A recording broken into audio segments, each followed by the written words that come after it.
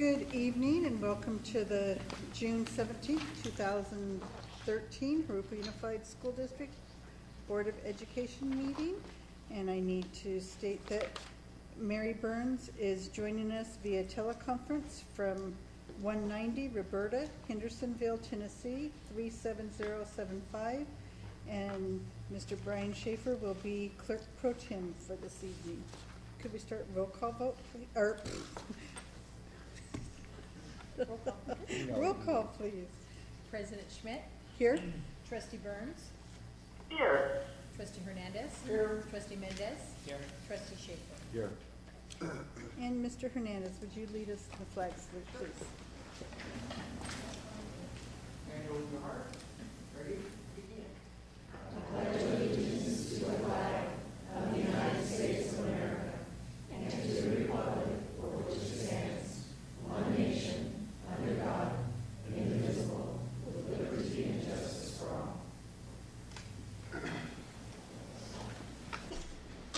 Thank you.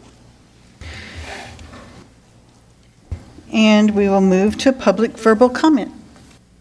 Oh, we need to report out from closed session. Thank you, Mr. Sean. Ms. Elzig, please.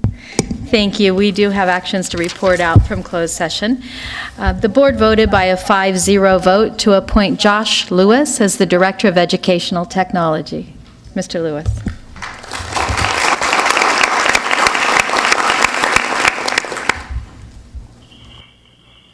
The board voted by a 5-0 vote in closed session to appoint Marcy Hale as High School Assistant Principal at Jurupa Valley High School. She's on vacation tonight, so she's not here, but we will make sure she's congratulated. The board voted by a 5-0 vote to appoint Deborah Sagala as Middle School Assistant Principal at Jurupa Middle School. Again, she also, these summer meetings, was unable to join us, but we'll see to make sure that she is congratulated. The board voted in closed session by a 5-0 vote to appoint James Wandry as High School Assistant Principal at Rubidoux High School. Congratulations, James.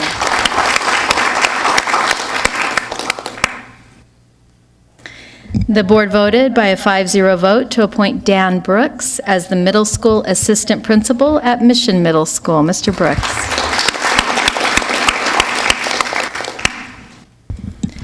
The board voted by a 5-0 vote to appoint Anne-Marie Farias as elementary principal. She'll be at Sky Country. Congratulations.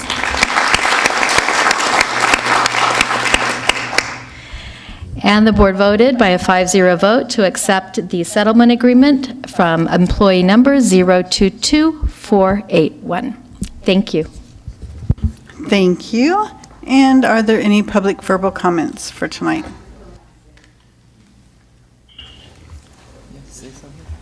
Yes. Just while we're waiting, I want to acknowledge a couple of veteran educators in the room. Dan Brooks Sr., who many years served public education in this county, and Miss Ollie Hershey, who also served education in this county. We've worked together many years ago, and it's nice to see a young generation coming on out of great educational stock. We're very pleased with your children.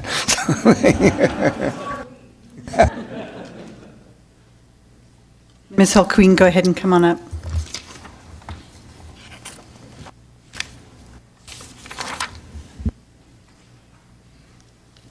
I told you last week about 3 employees that you could legitimately terminate because of issues that they have.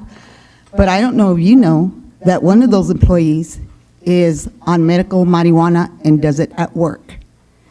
These are kids that should not be around this stuff. I don't care if, you know, what the purpose is. You got to do that, you do it at home. Keep it away from the kids. Because if I hear that once school starts, this guy's around these kids doing that, it's going to become big. So you guys got to do your job and make sure that this is a safe haven for kids. Because all of us are here because kids should come first. Thank you. Any other public verbal comment tonight? Seeing none, we'll move on to administrative reports and written communications. Information on the district assessment calendar. Mrs. Mooney. Yes, attached in the The attachments and the supporting documents is information on the district assessment calendar for the 2013-14 school year. Thank you.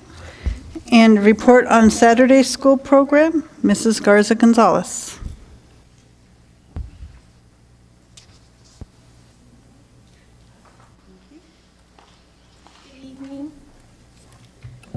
I'd like to report on our Saturday school program from this past year.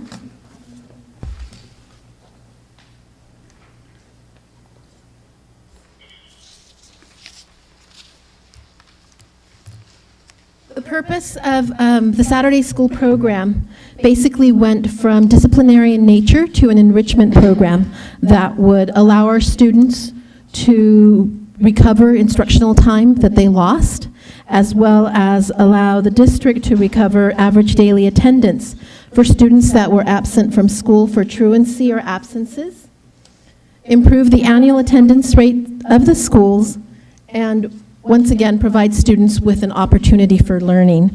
And as you will see throughout this presentation, JUSD has met all of the proposed goals, purposes of the program in its first year.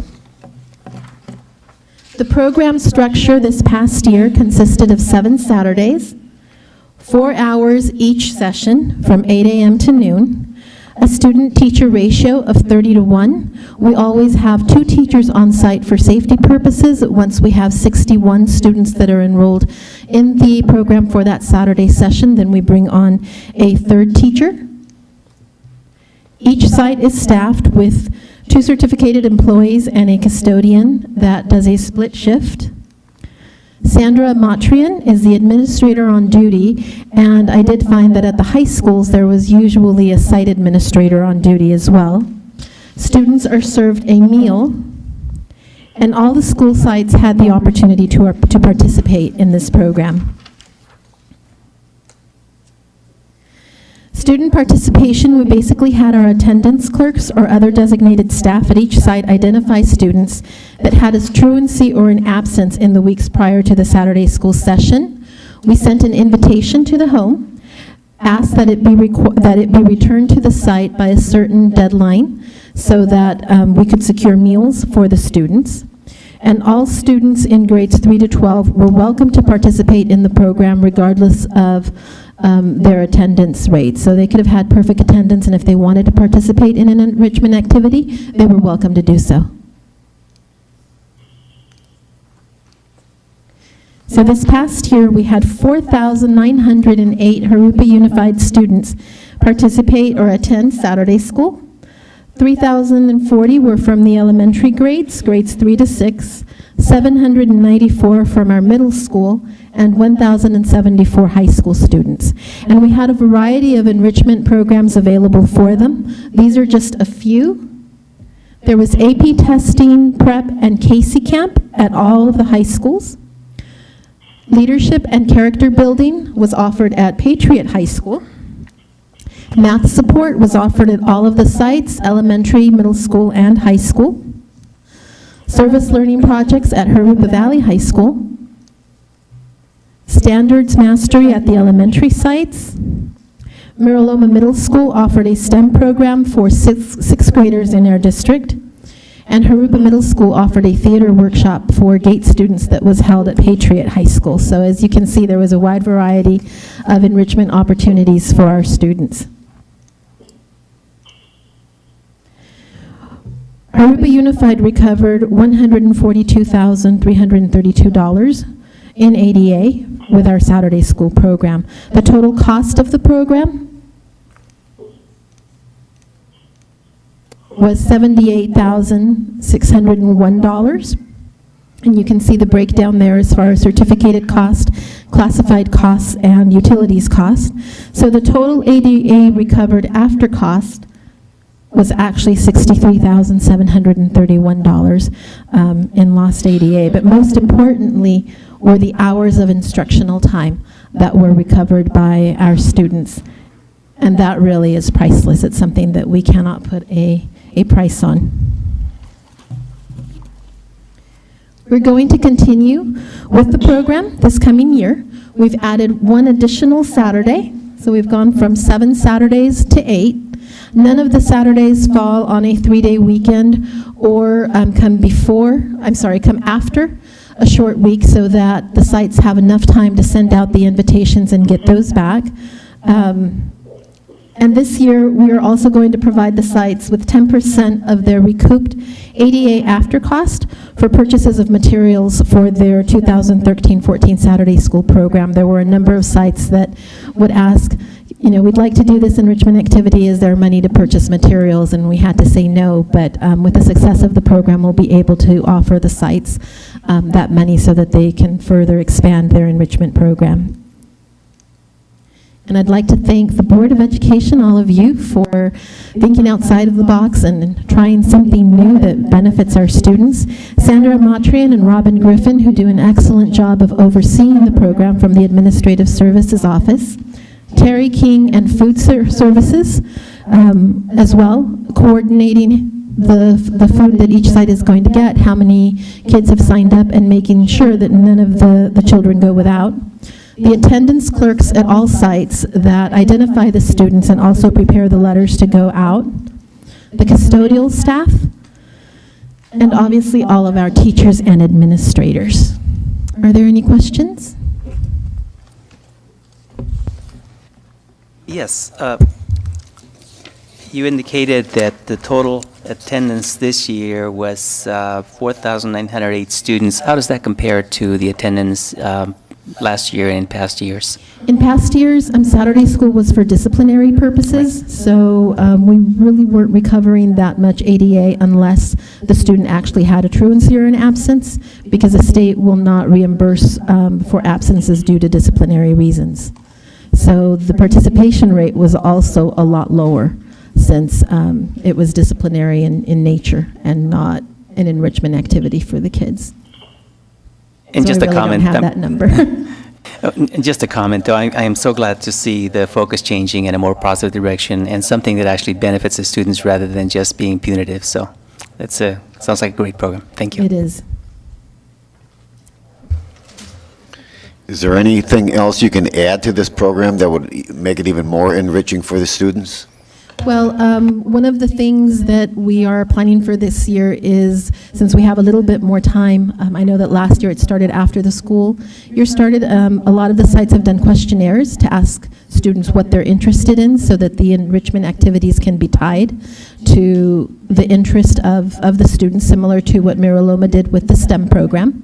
We're also bringing in some outside agencies, Friday Night Live, which does an environmental impact project with high school students that has been very popular with Norco High School and Merino Valley in passing city ordinances. One of the issues or areas that we see in the city that are having a negative impact is graffiti. And if some of our students took that on as an environmental impact project, it would really benefit the community and the students as well. But those projects are all directed by students, so it would really be up to them as far as what they would like to see. And then I really looked closely at the dates this year to make sure that they fell at times that were convenient for AP testing and the Casey camp, so that we could continue with that sort of preparation for students, because that seems to be a big need, and students show up for those. Any other questions? Thank you. Thank you.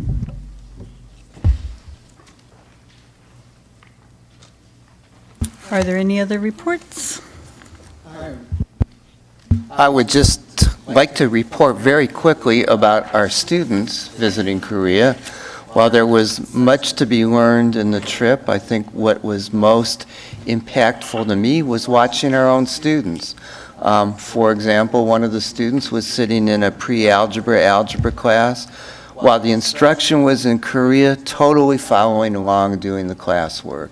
Our kids were just great international ambassadors. You would have each been very proud of them, how they conducted themselves, their decorum, how they got along with their counterpart students from South Korea, and how they interacted in the schools. It was really just heartwarming and made me really proud of what we do here. And as much as we often tout, the virtues of other kinds of education, our kids did pretty darn good over there. So. Thank you, and we look forward in September to hearing from them. Yes, they will. And Mr. Humphreys, when we get to the agenda item, you'd like to come up? Or now? Okay. All right, next we will move to public hearing session. Public hearing on proposed district budgets. Mrs. Ford. Thank you. Each year, the district is required to adopt a budget for each of its funds.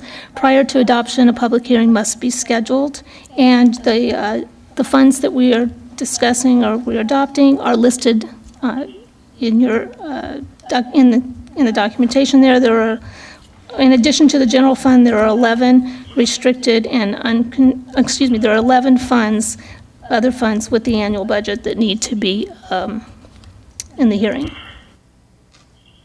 Thank you. And with that, I will formally open the public hearing on proposed districts' budgets. Is there anyone in the audience that would like to say anything? Seeing none, I will close the public session on the district budgets. Next, item A, action session to approve routine action items A 1 through 7 as printed. Move for approval. Have a motion? Second. And a second. Roll call vote, please. President Schmidt? Yes? Trustee Burns? Yes. Trustee Hernandez? Trustee Mendez? Yes. Trustee Schaefer? Yes. Motion passes 5-0. Item B, update to the 2012-13 multi-year projection, third interim, as required by the qualified status of the second interim 2012-13. Mrs. Ford. Yes, the district is required to prepare and submit to the County Office of Education first and second interim reports of the financial condition of the district. When the board approved the district's second interim financial report, at that time, the 2012-13 and 2013-14 budgets were balanced. However, the multi-year projection indicated a shortfall of over $5.3 million for 2014-15. This put us into a qualified certification, and as standard practice, they require that the district provide an update to the multi-year projection. Included in the supporting documents is an updated multi-year projection, which I will be presenting to the board a little later this evening. With approval of this item, the board is committed to making any and all changes to assure the financial stability of the district. Administration recommends the board acknowledge that the district will not be able to meet its financial obligations for the 2014-15 fiscal year and resolves to take action on any budget cuts that are necessary to balance the budget. I move the recommended motion. Thank you. We have a motion and a second. Any questions or comments? All right, roll call vote, please. President Schmidt? Yes. Trustee Burns? Yes. Trustee Hernandez? Yes. Trustee Mendez? Yes. Trustee Schaefer? Motion passes 5-0. The next one under item B is the other fund summary. Administration recommends the board acknowledge that the district will be able to maintain a balanced budget in the other funds. Move for approval. Have a motion and a second. Any questions or comments? Roll call vote, please. President Schmidt? Yes. Trustee Burns? Yes. Trustee Hernandez? Yes. Trustee Mendez? Yes. Trustee Schaefer? Yes. Motion passes 5-0. Item C, consider the 2013-14 financial planning matters. Review and adopt the 2013-14 general fund budget. Mrs. Ford. Actually, Mr. Gill will start this off with a slide that he has prepared, and then I will continue from there.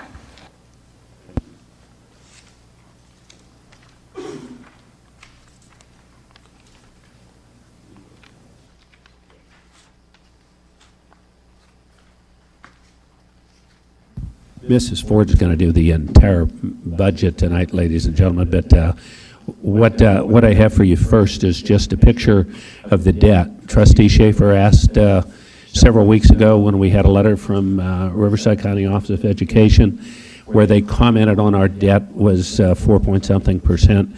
And I told them we would get back to the board and give you the breakdown of what that debt is and what it means to the district. So this is our debt. Now, even though I'll be showing you that some of this debt is covered by redevelopment funds, ultimately the debt falls on the final source of funds is always legally considered to be the general fund.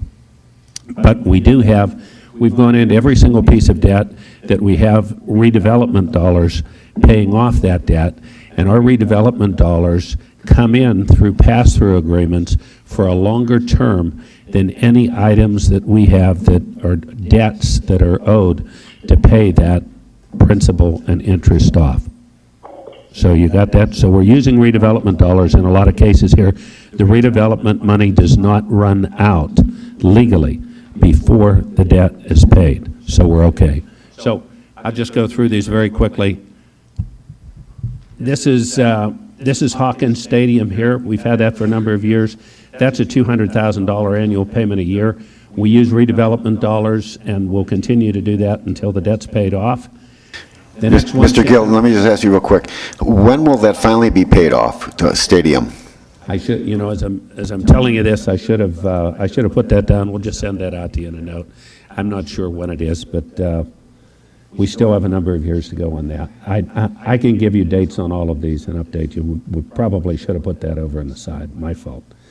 The Education Center still has a number of years. We just refinanced it about a year ago, as you recall. The debt payment on that is $646,000, and that is paid also out of redevelopment. The big one we have is almost $2.3 million.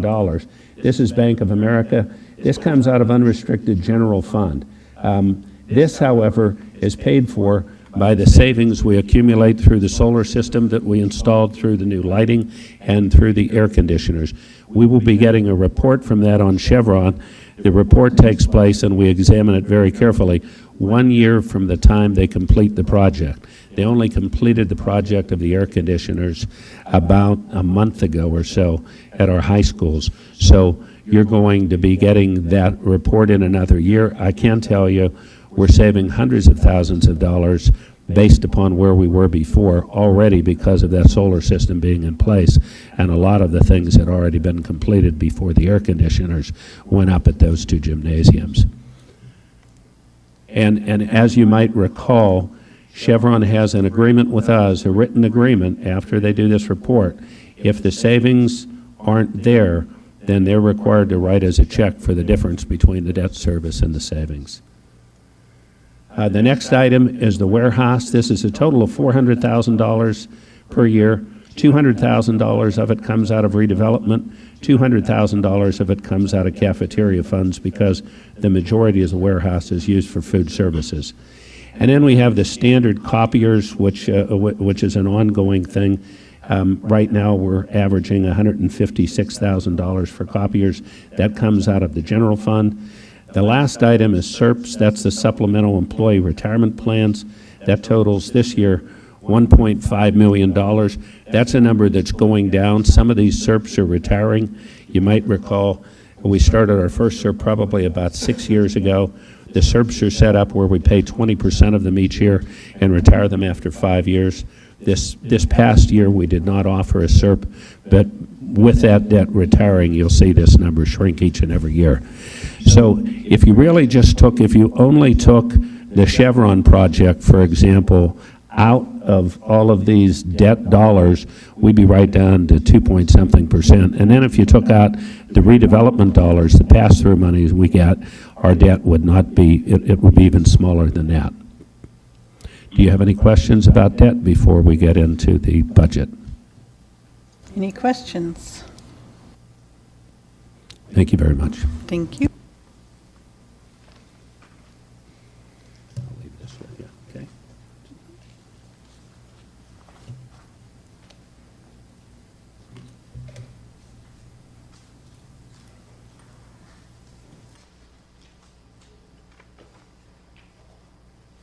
Good evening.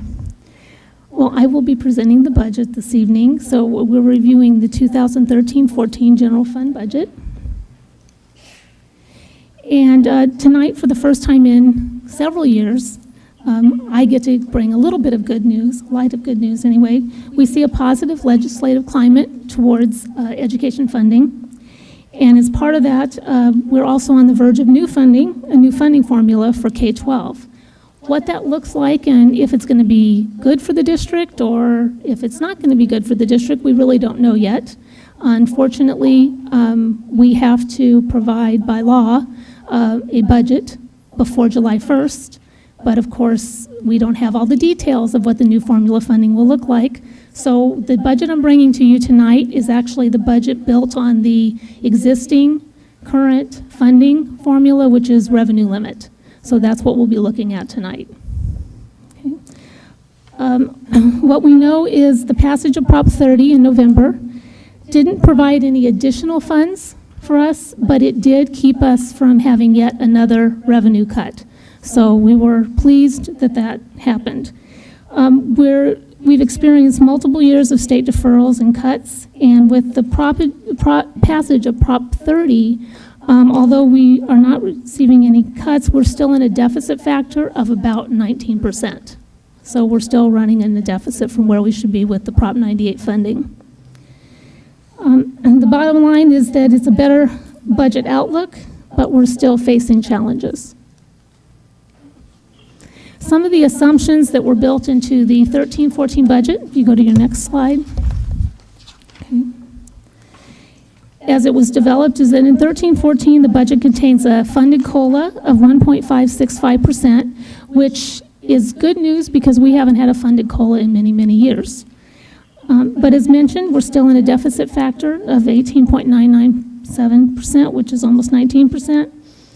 And the one thing that is different this year from other budget years is that we have a one-time Common Core implementation funding of $3.2 million.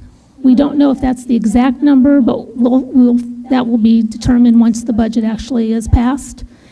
But that money is restricted, and it can only be spent on professional development, instructional materials, and technology.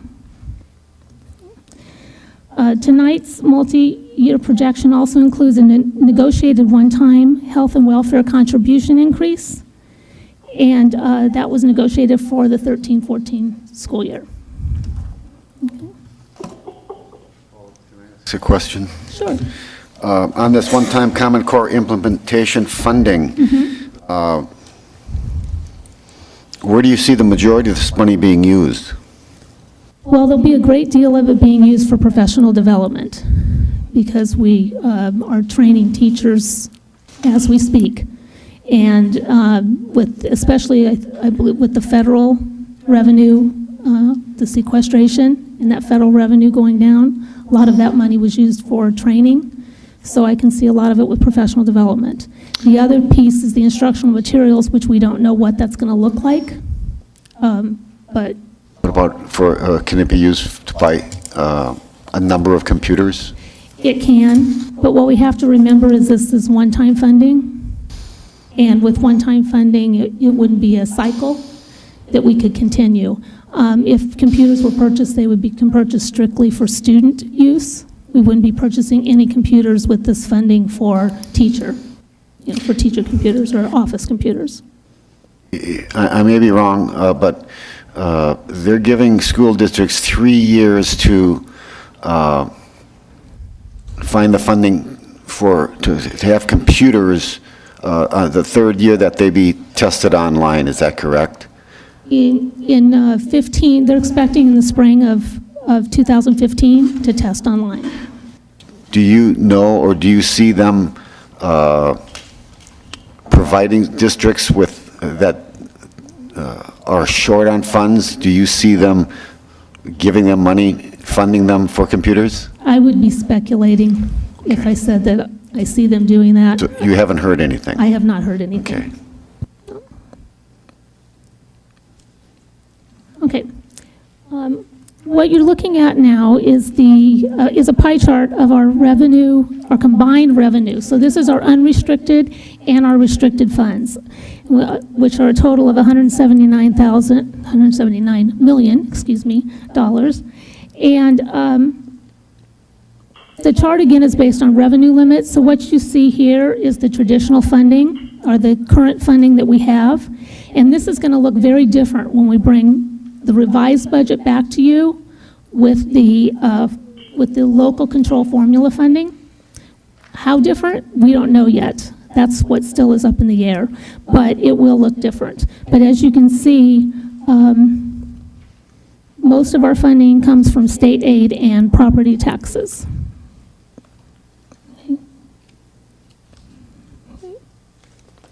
The next slide shows our expenditures.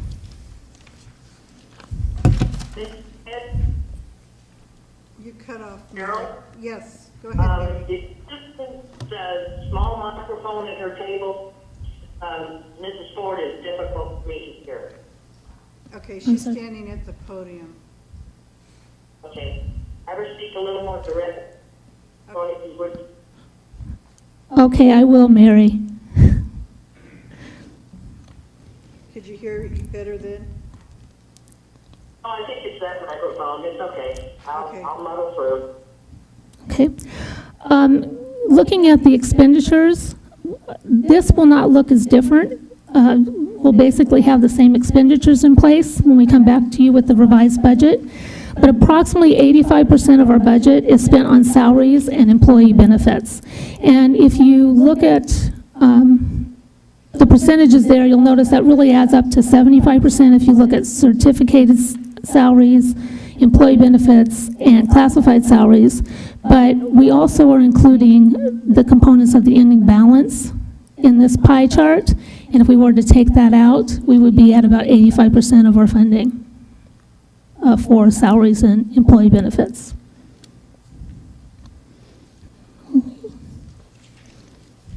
Okay, looking at the next. Okay. So looking at the actual multi-year budget projections, we have our revenues, which if we look at 2013-14, our total revenues are $156 million.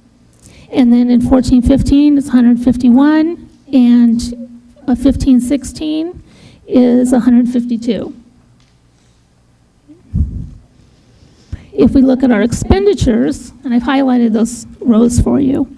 If we look at our expenditures, in 2013-14, it's 158. And 14-15 is 155. And 15-16 is 155 million. Okay, which does lead us to a deficit. We're in deficit spending. Okay. I'm going to have you turn to the next slide, your next page on your sheet. Okay. But if we then add in our other financing sources, so we include all of our other financing sources, you'll see that our actual deficit spending is higher. So in 13-14, we're at a $5 million deficit spending, 6.6 million in 14-15, and 5.6 in 15-16. Okay. But we do have a beginning balance, and when you look then at our ending balance for 13-14, it's 17.7 million. For 14-15, it's 11.1. And for 15-16, it's 5.5. Okay, but you'll notice that it is decreasing our ending fund balance as we go to the out years. Okay. The next slide includes the components of the ending fund balance, and it also has our reserves listed. And you'll see that we have a balanced budget in 13-14, but in 14-15, we are in deficit for 14-15 and for 15-16.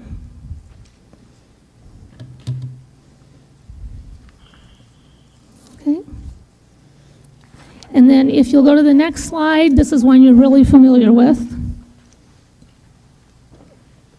I know we've used this one before. The rectangles at the top, those identify additional monies that came in during the respective years. So we had ARA money and Ed Jobs money that came in 10, 11, and 11, 12. But since that time, we haven't had any additional funding that's come in. And then the bubbles, all my bubbles are not there. The bubbles actually show the concessions that our employees gave, and for multiple years, which were very commendable and very beneficial to the district. And then, but as you can see, we are still spending down our ending balance. So when we look at our 13-14 year, we have our 17.7 million, and in 14-15 we have 11.1, and in 15-16 we have 5.5. So it just shows that we're still on a downward trend, and we still, unfortunately, are chipping away at our ending balance.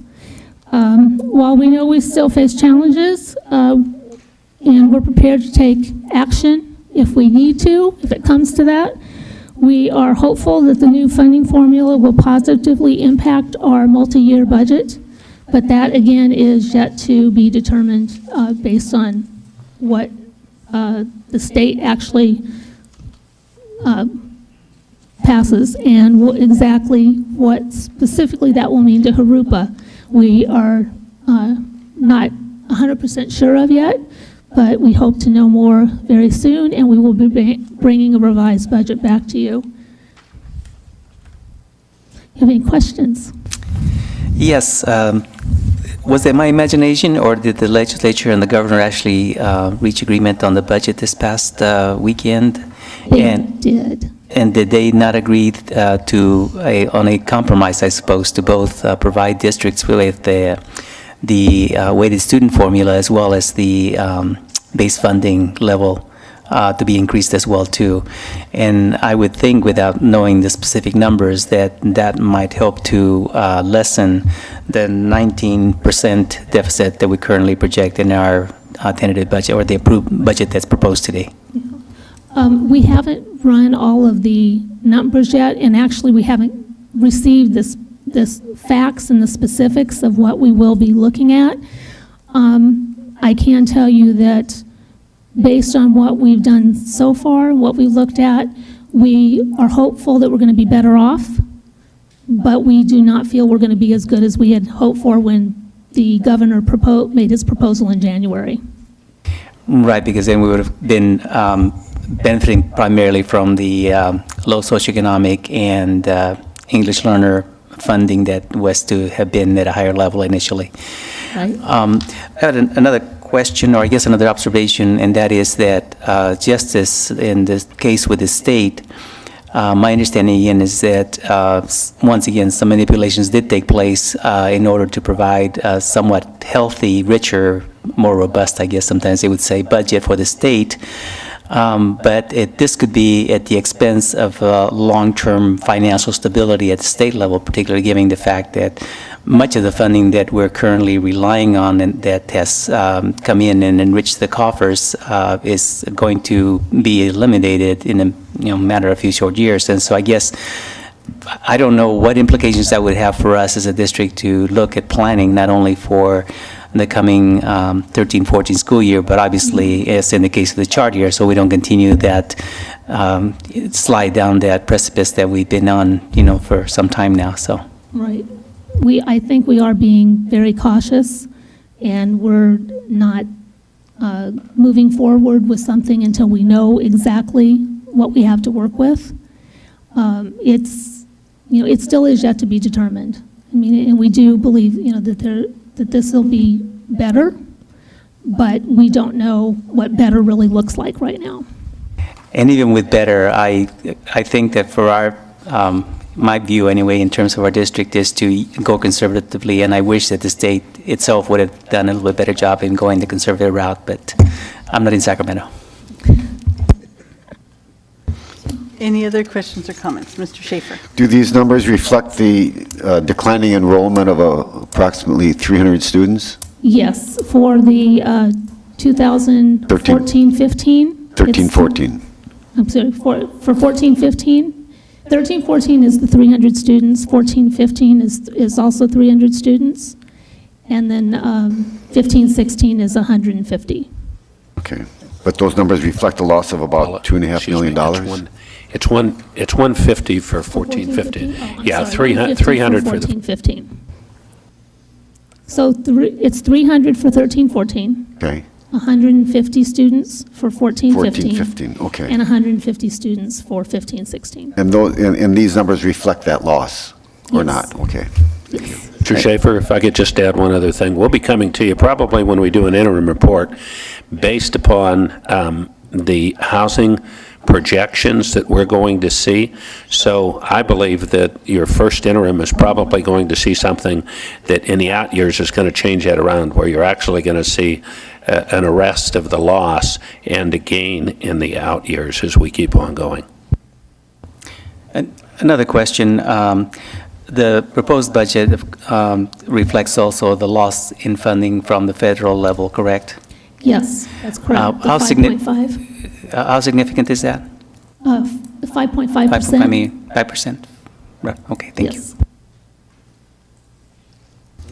I'd just like to follow up and say that these numbers were good last May, and we know now that all the numbers are different. Staff in the Business Services Division is looking at, there are now unofficial simulators for the budget coming through. Ultimately, some of these numbers have to be produced by the Department of Finance. There's even been some controversy over that. We plan to bring you, as that pans out, again, a very conservative budget, but based on how those factors work for Jurupa Unified School District. And there'll be a much fuller report later on as the trailer bills are passed. As we all know, the devils are in the details, and there's lots of things trickling through about all this flexibility that we have that's slowly getting restricted, which is very interesting. Like the transportation money, one little thing that slipped through, and I don't know that anybody even saw it, it came out of the conference committee, was that even though transportation funds go into your flex funding on the base, you're required to spend in perpetuity the same amount that we spent this school year, the 12-13 school year. So we'll have to be looking at lots of things like that. Yeah, the comments are that the local control formula funding is no longer local control, so we should just call it formula funding. It's just the formula, yeah, funded formula or something. Thank you. Any other questions? Thank you. So we have three parts that we need to vote on here. The first is that the administration recommends the board adopt the 2013-14 general fund budget as presented. Have a motion and a second. All the roll call vote, please. President Schmidt? Yes. Trustee Burns? Yes. Trustee Hernandez? Yes. Trustee Mendez? Trustee Schaefer? Motion passes 5-0. The second item is administration recommends the board approve the commitment to fiscal solvency, stating that the district will implement budget reductions in order to maintain fiscal solvency when necessary. Have a motion by Mr. Hernandez, a second by Mr. Mendez. Roll call vote, please. President Schmidt? Yes. Trustee Burns? Yes. Trustee Hernandez? Yes. Trustee Mendez? Yes. Trustee Schaefer? Motion passes 5-0. And item C2 is to review and adopt the 2013-14 budgets for special funds. Second. President Have a motion and a second. Roll call vote, please. Schmidt? Yes. Trustee Burns? Yes. Trustee Hernandez? Yes. Trustee Mendez? Yes. Trustee Schaefer? Motion passes 5-0. Item D, adopt resolution number 2013-47, authorize the expenditures of the Education Protection Act, EPA, entitlement for 2013-2014. Mrs. Ford. Move approval. Have a motion? And a second. Any questions or comments? Roll call vote, please. President Schmidt? Yes. Trustee Burns? Yes. Trustee Hernandez? Yes. Trustee Mendez? Yes. Trustee Shafer? Motion passes 5-0. Item E, approve or deny request from Mr. Bob Humphreys. Mr. Duchamp.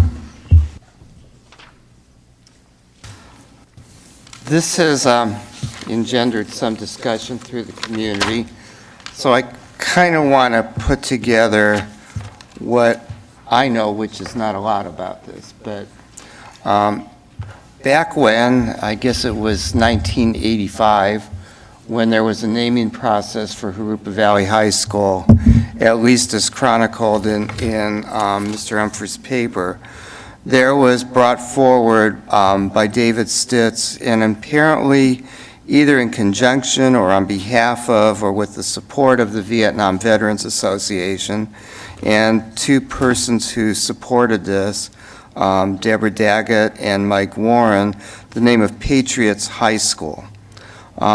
You then had, and we believe, but we're not sure, that there may be a plaque at Patriot High School, Jurupa Valley High School, for the name that was actually dedicated, which was brought forth by Lori Stodhill. And I'm sorry, did you want to have Mr. Humphreys speak before we went into this, or after I give a report? After you. Okay. So, fast forward to when Patriot High School was first opened, as many of you recall, it was named Glen Avon High School. There was some controversy about it. There was another naming process. At that time, there were two names that were brought forward that really kind of lasted in the rounds that went through. There were several rounds. One was Patriot High School with no S, and one De Anza High School. Patriot High School was the successful name, and as far as I know, no plaque was put forward. Dr. Hawkins believes it was a recommendation in the process. There are several ways the board could entertain this. It's my understanding from Mr. Humphreys that David Stitt's father is interested in dedicating a plaque. One idea would be to kind of recognize everybody. One is Mr. Stitz, who put forth the name Patriots, which was specifically in my understanding and remembrance of 6 Rubidoux High School students who were perished in the Vietnam War. Mr. Barnes, when he put forward Patriot, had a different meaning of the word. So a plaque could kind of commemorate both names at once, and it could be placed at Patriot High School, at the district office, or anywhere appropriate. So that would be kind of a subtle recommendation in maybe recognize everybody, including the two people that supported Mr. Stitz and the Vietnam Veterans Association at the time. So I know Mr. Humphreys. Okay, before we go into discussion, Mr. Humphreys, would you like to come up, please?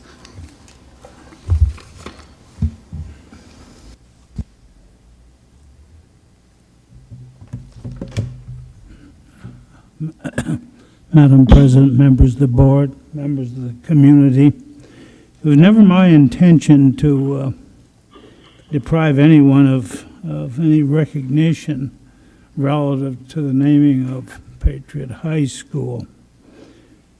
I was asking for recognition of David Stitz for what he did.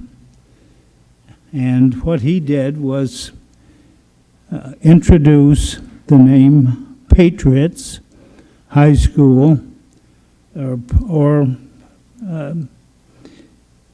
he proposed the name of Patriots High School to the Jurupa Board of Education. The board at that time did not take his counsel and named the school Jurupa Valley. my contention would be that without Mr. Stitt's appearance before the board on July 1st, 1985, and nominating or suggesting the name Patriots, that we would have no Patriot High School today.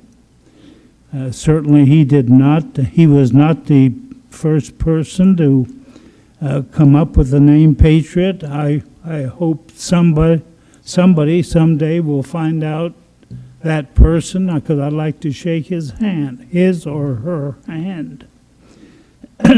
He certainly was not a factor in the naming of Patriot High School because he was killed in a plane crash several years previously.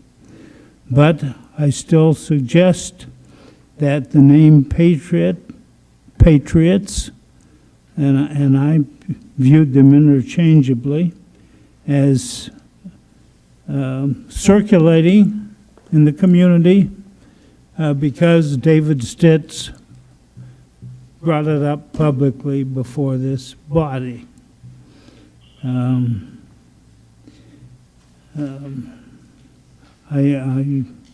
I've talked to Dave Barnes about this. He never suggested to me that he was the first in any competition to be the first to have suggested that name. Perhaps he did, I don't know, but in my conversations with him, and we had several over time, he did not suggest that he should be recognized for having submitted the name. His feeling, as I interpreted it, was that the name was circulating among many members of the Vietnam Veterans of America about that period, and that it would be improper to suggest that one person should get recognition. I feel that one person should, because I don't think the name Patriots would have survived to be applied to our third comprehensive high school had it not been submitted to the board by Dave Stitz, who was accompanied by two other people. I covered that as a reporter. There was no report by the other paper, which Mr. Barnes has now. The paper was in flux at that time. I don't know whether they even covered the meeting, but there's no coverage of it by the other paper. And at that time, Mr. Barnes was not involved with that paper. I have the one article that I wrote about it, and I've submitted that, and I think the board has it. I think just as a general rule, what I'm trying to do is just kind of put some fragment of history into some permanent form, so that years from now, if someone says, where did this Patriot High School get its name, there'll be a starting point. I think we do very poorly in this area in serving history, and so that was my point in suggesting recognition of Dave Stitz. Any questions? Thank you, Mr. Humphreys. Any questions or comments from Mr. Humphreys? From the board? Thank you. Brian, did you have? When we discuss this. Okay. What I was waiting for. All right. Thank you, Mr. Humphreys. I had a question. Mr. Hernandez. Mr. Humphreys, were you looking just to recognize the individual, just a plaque, to go at Patriot High School? Is that what you're asking for? specifically and not just for him to be recognized as the original individual that brought the name up, Patriot? Is that what you're looking for? My suggestion was that there be some sort of plaque put there that said that on July 1st, 1985, the suggestion of naming a school Patriots, was first presented to the Board of Education on that date by David Stitt, a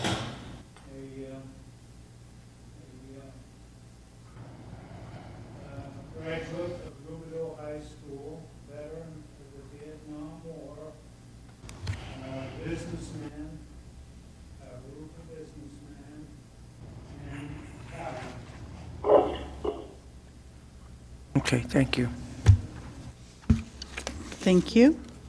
Anyone else with questions or comments? Yes, I have some comments. Mrs. Burns? None of us, including me, were on the board when Mr. Stitt went to the Board of Education 24 years ago, 25 years ago. My personal preference would be to recognize this man and recognize what he has done using the verbiage that Mr. Umpers has stated. But I would prefer not to point it out at Patriot High School, because Patriot High School is not the high school that got named at that time. I would rather see this plaque presented in the Nita Roberts foyer somewhere that tells about him, tells about his education, and how he made an effort to name one school and another got it. So, you know, I prefer to see it recognized and have it in the foyer at the Ed Center. Thank you. Any other comments? Mr. Schaefer?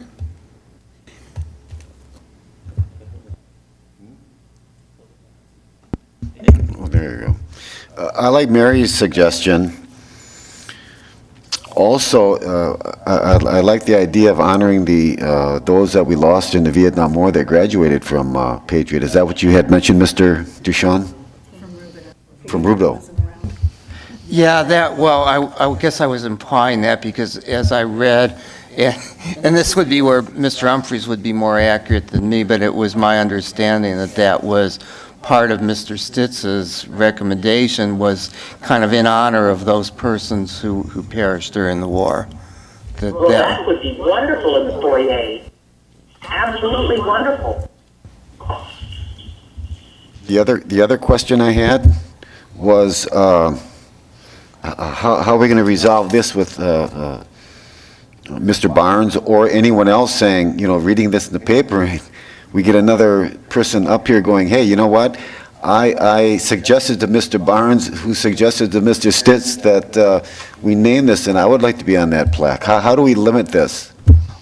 Well, my suggestion would be that, assuming that we don't know anything between what happened between Mr. Stitz and Mr. Barnes, is we could capstone it kind of on both sides by saying, starting something with the word Patriots, and then ending with the sentence that ultimately Patriot High School was named at the entry or something of David Barnes when it was named in whatever year it was, which I should know off the top of my head, but I don't. I think it was 2004, but so it could complete kind of the history of the name. I think we could probably pull it together, and there had been none of the interim history that have spoken up during this time, so I assume that they're either not interested, active, or there wasn't any. Go ahead, Cheryl. Go ahead, Mr. In commemorating history, it's very important that accuracy be taken into account. And I beg to differ respectfully with Mr. Humphreys in the sense that, to me, the terms patriot and patriots are not synonymous. Patriots signifies individuals that serve their country or that are patriotic, whereas patriot is much more general, a more comprehensive term about just anyone being patriotic about their country.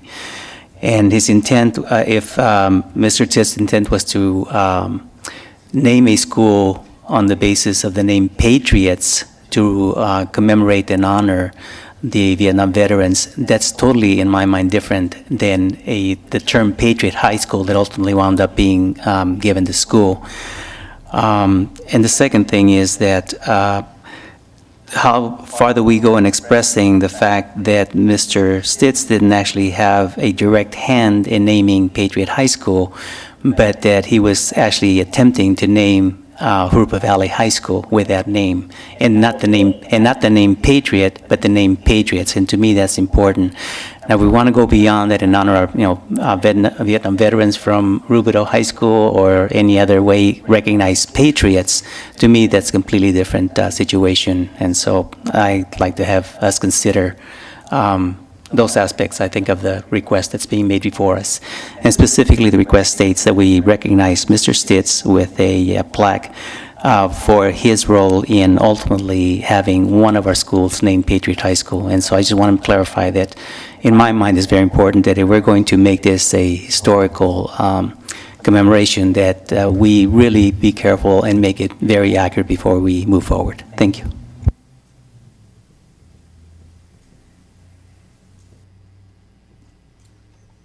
So what's the pleasure of the board? I say move forward, do something, and push for the edge for everyone. So are you making a motion? Yes, I will move that a Class B made for Mr. Stitz and those involved in the name Patriot. Oops, that's getting sticky. Denise, can you formulate to that? So you want to make the motion that we put up a plaque with the wording to be determined at a later date to reflect Patriot. We're agreeing that Mr. Umper's proposal is a good one. Including the Patriots, Mr. Barnes, and the Patriot, so that shows a full history. I would think that, okay, as long as it includes what Mr. Umper, who came to the school board to make this request. Nobody else has. He did. I think he's the first considerate. All right. So we have a motion. And a second by Mr. Schaefer. You have the motion, Mrs. Collins. The plaque would be that on July 1st, 1985, the name Patriots High School was first presented to the board by Mr. David Stitz, a graduate of Rubidoux High School, veteran of the Vietnam War, businessman. I like that. Okay, but that didn't go. No. Well, the word you can add to it as long as the motion gets made and then we move forward with it instead of sitting on it for 6 months. Right. So with the wording to be determined at a later date. Yes. Okay. Absolutely. Okay, and that's what your second is saying. The board approves, and at a later date, the wording will be corrected. All right. As soon as Ms. Collins gets done writing, then we'll go to roll call vote. And while she's writing, we'll bring a draft and we'll circulate a draft to you prior to the next meeting or the meeting after, in case anybody else steps forward. Yeah, and invite Bob into it. All right, roll call vote, please. President Schmidt? Yes. Trustee Burns? Yes. Trustee Hernandez? Yes. Trustee Mendez? No. Trustee Schaefer? Yes. Motion passes 4-1. Item F, approve waiver request for Casey State graduation requirements. Make a motion to approve waiver request. We have a motion and a second. Roll call vote, please. President Schmidt? Yes. Trustee Burns? Yes. Trustee Hernandez. Yes.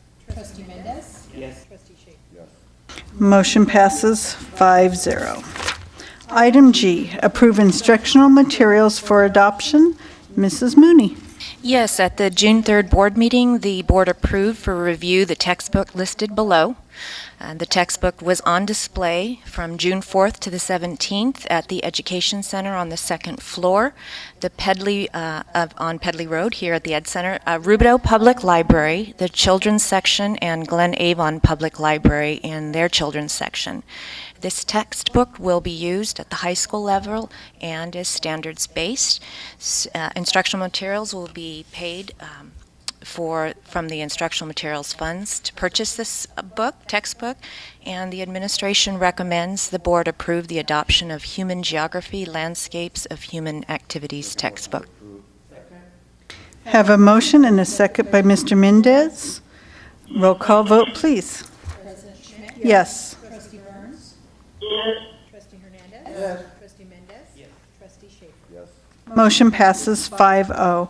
Item H, approve lease purchase of one district vehicle. Mr. Make a Gill. motion to approve the lease purchase of one district vehicle. Okay. We have a motion and a second, and I believe we have a correction to be made, Mr. Gill. Yes, ma'am. Very, very minor. In the supporting documents, we use the chart was mistakenly used. It was from the last time you did this, so this is just a new thing. That old chart, the chart that you did have, reflected 3 vehicles that you approved back in April. This chart that you're distributing shows the savings for 1 vehicle. We've distributed that in the back of the room as well, so with that, we ask for your approval. Thank you. All right, Mr. Schaefer, do you amend? I will amend the noted discrepancy that Mr. Gill informed us of. Make a motion to approve the lease purchase of the one district vehicle. And the second was Mr. Hernandez? And you approve? All right. Any questions or comments? Roll call vote, please. Yes. Trustee Burns. Yes. Trustee Hernandez. Yes. Trustee Mendez. Yes. Trustee Shafer. Yes. Motion passes 5-0. Item I, approve at first reading new board policy and administrative regulation 5113.1, chronic absence and truancy. Make a motion to approve. We have a motion by Mr. Schaefer, a second by Mrs. Burns. Any questions or comments? Roll call vote, please. President Schmidt. Yes. Trustee Burns.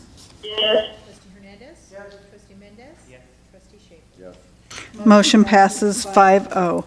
Item J, adopted a first reading, revised administrative regulation 5125, pupil records, pupil transfers. Make a motion to approve and adopt that first reading revised administrative regulation 5125. Have a motion and a second by Mr. Mendez. Questions or comments? Roll call vote, please. President Schmidt. Yes. Trustee Burns. Yes. Trustee Hernandez. Yes. Trustee Mendez. Yes. Trustee Shafer. Yes. Motion passes 5-0. Item K, adopted a first reading, new administrative regulation 5141.4, child abuse prevention and reporting. Make a motion to approve regulation 5141.4. Have a motion and a second. Questions or comments? Roll call vote, please. Yes. Trustee Burns. Yes. Trustee Hernandez. Yes. Trustee Mendez. Yes. Trustee Shafer. Yes. Motion passes 5-0. Item L, approve at a first reading, new board policy and administrative regulation 5141.31, immunizations. Make a motion to approve regulation 514.31. Question?